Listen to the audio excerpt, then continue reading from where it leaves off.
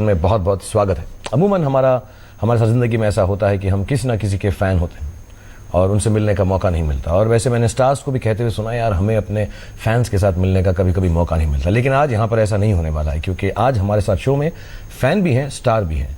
तो जो कंप्लेंट लोगों की होती है, शिकायत होती है कि यार क्या मुझे आपकी ज़िंदगी के 5 मिनट भी नहीं मिल सकते, तो मैं आपको साफ साफ बता दूं, हमारे पास 5 मिनट से थोड़े ज़्यादा हैं स्टार और फ़ैन के साथ। तो बहुत बहुत बहुत बहुत आपका हमारे शो पर स्वागत है। थैंक यू वेरी मच आज तक कि आप लोगों ने मुझे यहाँ आमंत्रित किया और मुझे से सवाल और मुझे से जवाब करने का सिलसिला शुरू किया। इनको यहाँ पर आके बहुत अच्छा लग रहा है। मैं एक सवाल मेरे दिल में है, मैं जो आपसे पहले पूछना चाहता हूँ। मुझे बताएं, मुझे आपसे मिलकर बहुत अच्छा लग रहा है, आपको मुझसे मिलकर कैसा लग रहा है? मुझे बहुत ही अच्छा लगता है। मैं उन लोगों से मिलूं जो मुझसे बातचीत करते हैं और आज तक पर आकर और भी अच्छा लग रहा है। So thank you very much for having me over here and you are very handsome. Thank you very much कि आप को अच्छा लग रहा है मुझसे मिलके। लेकिन मेरा पहला सवाल आपसे ये है कि आप इस दौर में ऐसा कोई शख्स है, कोई मर्द हैं या औरत हैं जिनके आप फ़ैन हैं? मैं एक्चुअली मुझे जो भी काम अच्छा करते हैं मुझे सभी का फ़ैन हूँ। मैं बहुत सारे लोगों का फ़ैन हूँ एक्चुअली। इस दौर में जितने एक्टर्स हैं, एक्ट्रेसेस हैं, सबसे बड़ा फ़ैन मैं सचिन तेंदुलकर का हूँ एक्चुअली इस दौर के वक्त में मैं कहूँ तो, क्योंकि हमारा करियर तकरीबन एक ही टाइम पे शुरू हुआ था 91 में। और मुझे कहीं पर जैसा फ़ैन फिल्म के अंदर है कि कुछ कनेक्शन लगता है मुझे उनके साथ, कि हमने साथ में शुरुआत की, अब हमारी दोस्ती भी है और genuinely the greatest of people from our country. तो उनकी वजह से प्राइड भी बहुत होती है, खुशी भी बहुत होती है और उनको देखकर बहुत अच्छा लगता है। फैंटास्टिक। तो मैं भी एक्चुअली सचिन तेंदुलकर का बहुत बड़ा फ़ैन हूँ, हम काफ़ी सेम टू सेम हैं। Okay, my next question to you is कि फिल्मों में आने से पहले आप किन लोगों के फ़ैन थे?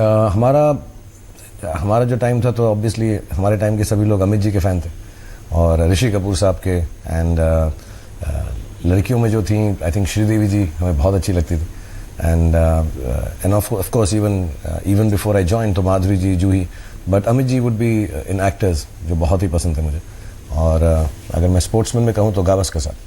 सो एक सवाल मैं आपसे और पूछना चाहता हूँ सर कि बतौर एक्टर या अदरवाइज किसी वक्त आपने दूसरे एक्टर्स की कॉपी करने या मिमिक्री करने की कोशिश की है? मतलब जैसे दिलीप साहब हुए या और भी इतने सारे एक्टर्स हैं। मैं जब छोटा था तो मैं हमारे राजेंद्र नगर में रामलीला में मैं भाग लेता था।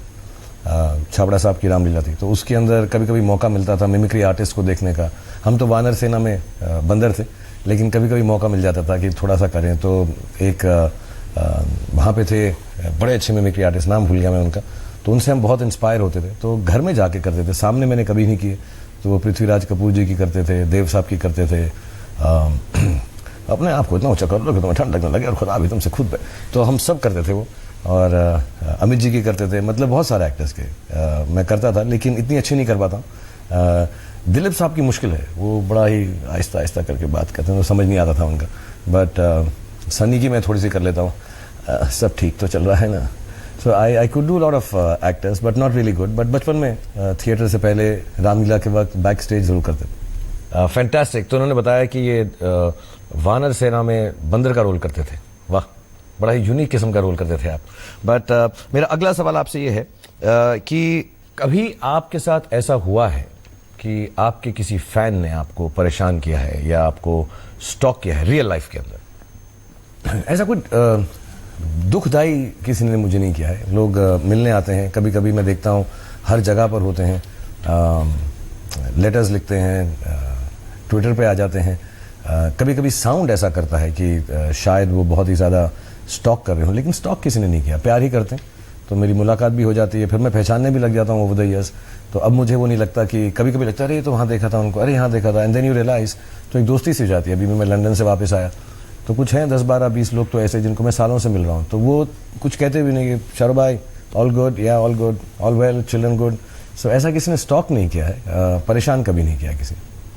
सो सब फैन सुन लें कि हो सकता है शाहरुख भाई जो हैं आपको नाम से ना पहचाने, लेकिन आपको जानते हैं, सालों से आपको देख रहे हैं, तो वो सबको एटलीस्ट उनकी फीलिंग तो वहाँ पर है, चाहे आप सबसे मिल सकें या आपसे नाम से एवरी टाइम ना स्पेंड कर सकें साथ में। मेरा नेक्स्ट सवाल आपसे ये है कि कोई ऐसा मैसेज है जो आपके फ़ैन ने लिखा हो या कोई लेटर है, ख़त व किताबत है जो आपको याद रही हो? बहुतों के हैं एक्चुअली। जहाँ हम बैठे हुए हैं ये मेरी लाइब्रेरी है और नीचे के जितने भी खाने हैं, जितने भी शेल्व्स हैं, उसमें सब फैंस ने जो सालों से लेटर्स लिखे हैं। एक ज़माना था जब ख़तो किताबत ज़्यादा होती थी तो लिखते बहुत थे लोग, तो फाइल्स में भरे हुए मेरे पास, फाइल्स एंड फाइल्स। एक्चुअली इस रूम में भी हैं, पीछे एक रूम है उसमें ट्रंक्स में भी पड़े हुए हैं। और मेरी यही उम्मीद है कभी बैठ के आराम से सब पढ़ूंगा, जब आते हैं तब मैं थोड़ा बहुत देख लेता हूँ। और अच्छी अच्छी चीज़ें लिखी हैं लोगों ने। They tell me about incidents which have changed lives after seeing my film. बहुत सारे लोग लिखते हैं दिलवाले दुल्हनिया देख के शादी कर ली हमने। हालांकि मैं उसका ब्लेम नहीं ले सकता, या मैं आपका अगर शादी ठीक नहीं चल रही तो मेरी वजह से नहीं है, और किसी की ख़राब ना हो, खुदा ना खास्ता। But some very beautiful messages, but most of them are saying कि हमने कुछ काम किया, वो फिल्म देख के वो इंस्पायर हुए, या कोई अच्छी बात सीखने को मिली, या बहुत प्यार करते हैं। रियली नाइस टू नो कि जो अच्छी अच्छी चीज़ें हुई हैं वो इनकी वजह से हुई हैं। अगर इनकी फिल्म देखकर कुछ बुरा हुआ आपके साथ तो ये उसका ब्लेम नहीं लेना चाहते बिल्कुल भी। बट आपको मैं पूछना चाहता हूँ कि सोशल मीडिया पे या कभी आपसे मिलकर आपके चाहने वाले या किसी फ़ैन ने आपसे कुछ शिकायत की है, या कभी कभी लोग बुरा बोलते हैं, लिखते हैं, तो आपको कैसा लगता है? फ़ैन तो बुराई करते नहीं यार, जो करते हैं फिर वो फ़ैन ही नहीं होंगे। बट जो लिखते हैं लोग, अभी मैं देखने लगा हूँ, समझता हूँ, क्योंकि वो भी रेगुलरली ही वही लोग हैं। कभी दूसरे एक्टर के फैंस हैं तो उनकी गाली गलौज चलती ही रहती है, क्योंकि बिला वजह कई जो हैं उन्होंने एक अपना बना लिया है कि शाहरुख की फिल्म आएगी तो हम कहेंगे इसको मत देखो, ये करो वो करो, तो वो लिखते रहते हैं। बट मुझे लगता है वो थोड़ा फजूल सा ही है। उनकी अपनी तमन्ना, अपना दिल, उसकी तरफ हम अपना काम करते रहें। तो मैं नॉर्मली नेगेटिव चीज़ें अपने ऊपर प्रभाव पड़ने नहीं देता उनका, सो आई इग्नोर देम। बट हाँ, फेस टू फेस कभी कोई आके ऐसे बोलते नहीं, बस शिकायत भी करते हैं। तो हम आपसे मिलना चाहते थे, 4 घंटा वेट किया, आप मिले नहीं, या घर के बाहर वीकेंड्स पे लोग जब आते हैं। बट ऐसा कोई किसी ने, आई थिंक लोग इज्जत ही करते हैं एक दूसरे की, एक डिग्निटी है, तो फेस पे कोई बुराई नहीं करता। शिकायत ज़रूर ऐसी छोटी मोटी कर लेते हैं। तो आप लोगों ने भी सुन लिया होगा कि जब आप अपने सेलिब्रिटीज़ या स्टार्स को कुछ बुरा लिखते हैं तो वो यही सोचते हैं कि वो काम करते रहेंगे, तो आप भी अपना वक्त ज़ाया मत कीजिए, आप भी काम में दिल लगाइए। और मेरा अगला सवाल आपसे है, ऐसा बोलते हैं लोग, मुझे पता नहीं सच है कि नहीं, बट आपको तो पता होगा कि आपको क्या लगता है, आपकी फीमेल फॉलोइंग ज़्यादा है या मेल फॉलोइंग? आपके कौन ज़्यादा फैन, लड़कियाँ या लड़के? I'd like to believe कि लड़कियाँ ही पसंद करती हैं ज़्यादा मुझे। इसलिए जब तुमने स्टॉकिंग का क्वेश्चन भी पूछा, तो जब लड़कियाँ स्टॉक भी करती हैं तो ऐसा लगता है प्यार ही कर रही हैं। सो मुझे कोई तकलीफ नहीं है। बट ये मैं जोक से कहता रहता हूँ, but I have never calculated, but I think लड़के लड़कियाँ दोनों ही होंगे। But I think girls like me more. तो ये बहुत अच्छी बात है कि शाहरुख भाई को भी ऐसा लगता है कि उनके इक्वल फैंस हैं, लेकिन लड़कियां उनको ज़्यादा पसंद करती हैं। तो आपकी फिल्म में एक डायलॉग है कि क्या मुझे 5 मिनट भी आपकी ज़िंदगी के नहीं मिल सकते, फ़ैन फिल्म के अंदर। तो ऐसा कभी आपसे ज़िंदगी में कोई बोले कि आपकी ज़िंदगी में 5 मिनट मिल सकते, कोई फ़ैन बोले, कोई चाहने वाला बोले, तो क्या आप वो 5 मिनट दे सकेंगे, देना चाहेंगे या देते हैं? नहीं, असली लाइफ में अगर वक्त हो तो मैं मिल लेता हूँ, मैं सबसे मिलता हूँ, सब जानते हैं। मैं कोशिश करता हूँ, जब भी मैं कोई पब्लिक अपीयरेंस करता हूँ तो मेरी पहली कोशिश यही होती है कि जितने लोग वहाँ पे हों, रेड कार्पेट पे हैं, या जब भी मुझे मौका मिलता है उन लोगों से मिलने का जिन्होंने मुझे बनाया, जो मैं बना हूँ, तो मेरी खुशनसीबी है। बाकी जैसा फिल्म के अंदर है कि 5 मिनट में क्यों नहीं देता उसको, वो गौरव को, तो वो जब आप कहानी देखेंगे तो शायद आपको भी लगे कि वो मेरा आंसर ठीक ही था, या ना लगे। ये फिल्म के अंदर एक्चुअली यही ब्यूटी है फ़ैन के अंदर कि ये मालूम नहीं है कि कौन सही है, कौन गलत है। So I don't know if it will satisfy you और समबडी एल्स की यार 5 मिनट दे सकता था।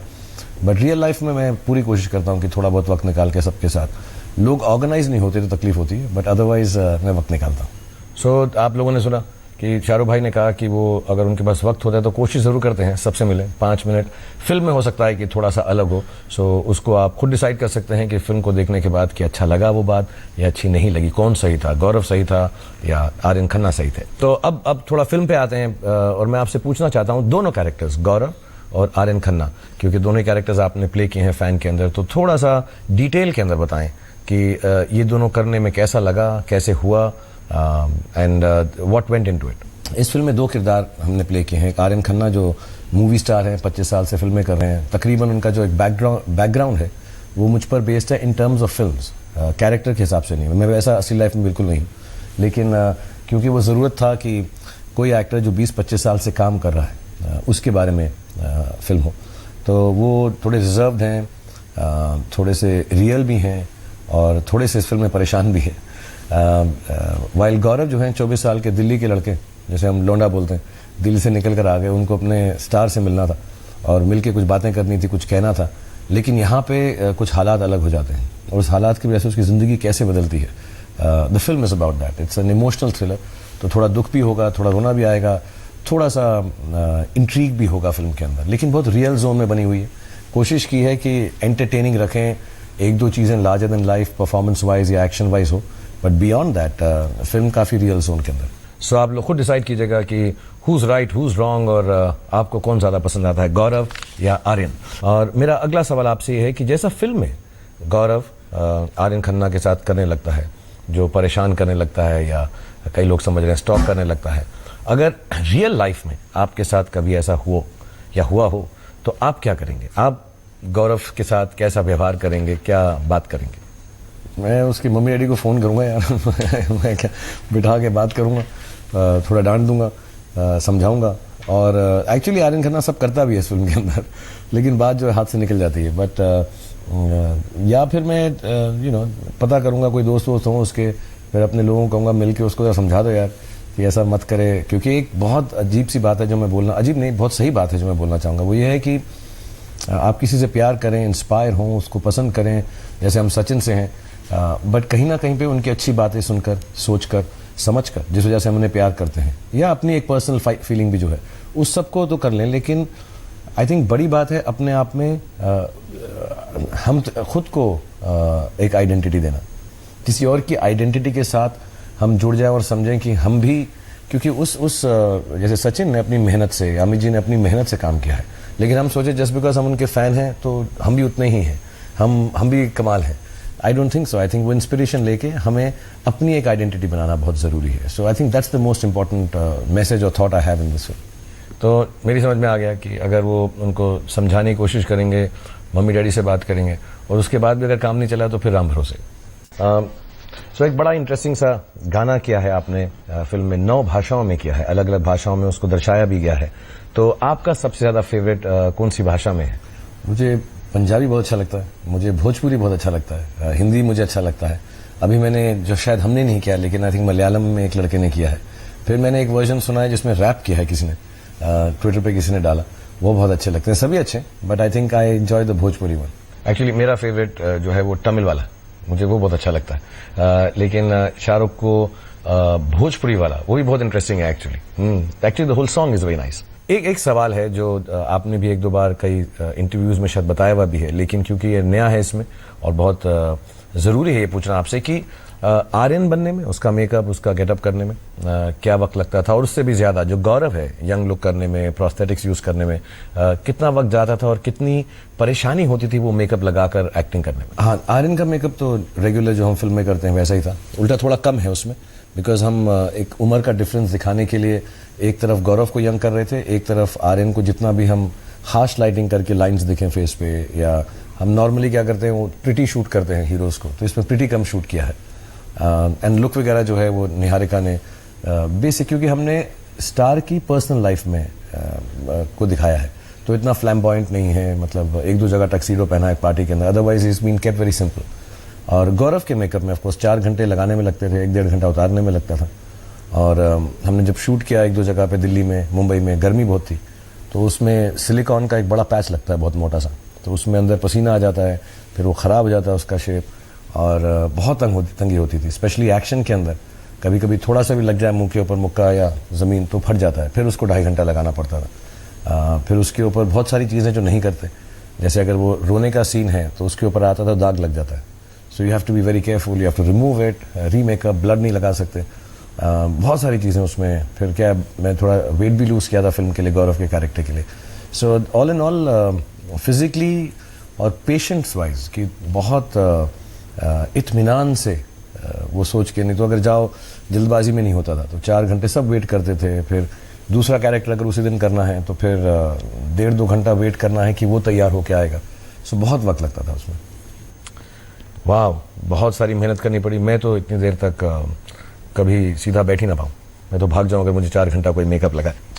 सो थैंक यू वेरी मच, आपने इतने सारे सवालों का इतना विस्तार में और अच्छाई से जवाब दिया। मैं आपसे आखिर में ये पूछना चाहूँगा कि अपने फैंस के लिए, अपने चाहने वालों के लिए कोई मैसेज हो तो हमारे आज तक के माध्यम से आप प्लीज़ हम वहाँ पर पहुँचा देंगे, आप उनसे कह दीजिए। मैं तो क्या मैसेज दे सकता हूँ, बस यही कि बहुत बहुत धन्यवाद, I am very grateful, thank you very much कि आप लोगों ने मुझे इतने सालों से सर पे चढ़ा कर रखा हुआ है, इतना प्यार दिया है, मेरी फिल्मों को सराहते हैं। और उम्मीद यही है कि जो भी फिल्म करता हूँ, जो काम करता हूँ, उससे मैं आपको थोड़ा सा ज़िंदगी में खुशी या थोड़ा सा एंटरटेन कर सकूँगा। सो फैन भी जो है इसी की तरफ एक कदम है, अलग किस्म की फ़िल्म है, क्योंकि आप में से कुछ बोलते रहते हैं अलग अलग फिल्म करो, तो ये बहुत अलग है।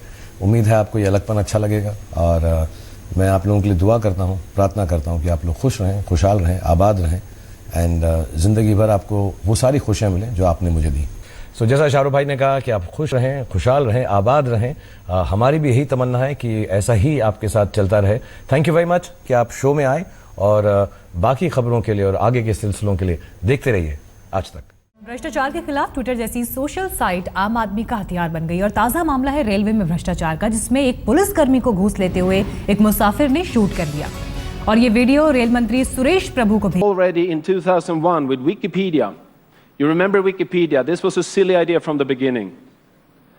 So people are going to actually ordinary people are going to write encyclopedias. It's a stupid idea.